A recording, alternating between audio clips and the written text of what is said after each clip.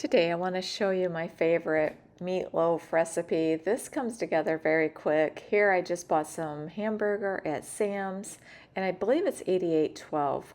I like to use this pan because it has the little tray that comes out that makes removing it really easy. Also wanted to say when I have a little extra, I like to put them in these little pans and freeze them. It's just perfect when you need dinner for one or two. I'm going to use half of one side for the meatloaf and the rest of it I'm going to make into burgers and freeze that. Now I'm going to dice up a half an onion and I'm going to be cutting these into small pieces.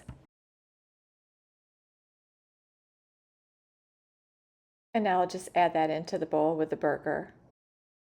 And now I want to do the same thing with the green pepper. I just pulled this out of the freezer. It's been sitting on the counter for a few minutes, so it's starting to thaw. It's just like the perfect way to cut it because it's still frozen a little bit.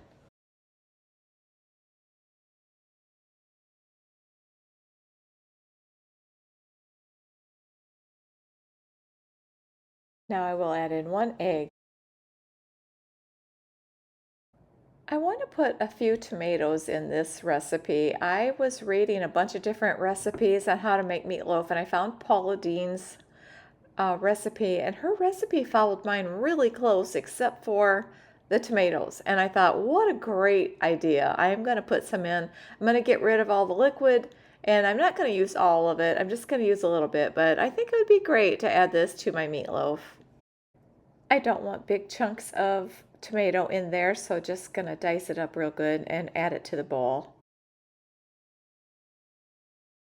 Now I'm gonna add in 3/4 of a cup of oatmeal. I was talking to my aunt and she said she always put oatmeal in her meatloaf, and at that time I was having trouble keeping my meatloaf together. And ever since I put oatmeal in it, it always turns out just perfect. I'm gonna go ahead and put a little bit of mustard and a little bit of ketchup in here as well.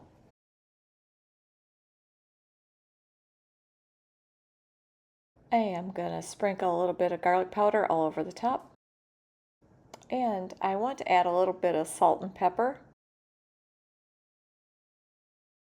If you use a spoon to mix this up, you have a tendency to over mix it, in my opinion. This way, if you just use your hands, you can tell as soon as it's mixed together, you want to quit mixing it. Otherwise, it will be tough. And that is just about right. What I like to do normally is just split this in half and then make half today and then make the other half on another day.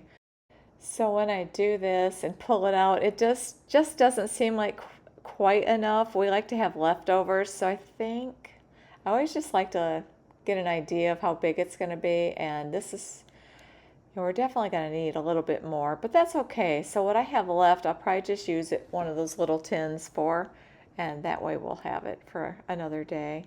So I just want to form it into a meatloaf, kind of just get the shape right and get ready to put it in the pan. I don't even remember where I bought this pan at, but I've had it for a long time. I love it because that little rack in there is just so useful. I'm gonna take, I wasn't sure if I was gonna need one or two of those little ones, but I'm gonna start out, we'll see how, yeah, I think it'll be just, I think I have just enough for one.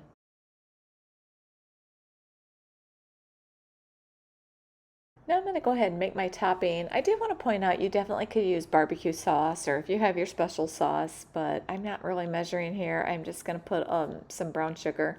That's supposed to be about 2 tablespoons. I'm going to put some ketchup on there, just like that. And I want to add just a little mustard. I know there's a lot of things you can do to the top, like you could do honey.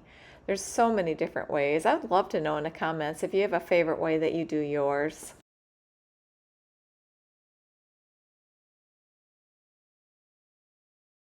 That looks good, looks like just enough. I'm going to take my brush, I'm just going to brush it all over the top of the meatloaf. I'm going to do it to both of them.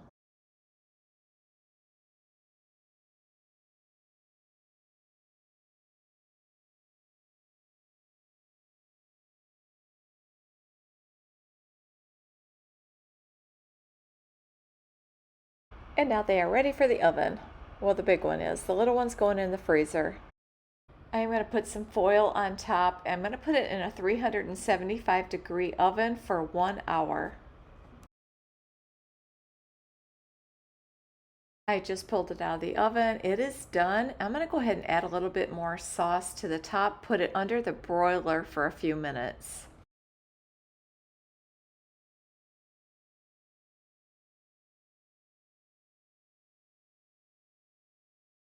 And just that quick, it is done. It is ready to be enjoyed. This smells so good. With that wire rack in there, I'm able to lift it up just like that. I love that. So it really doesn't disturb the meatloaf.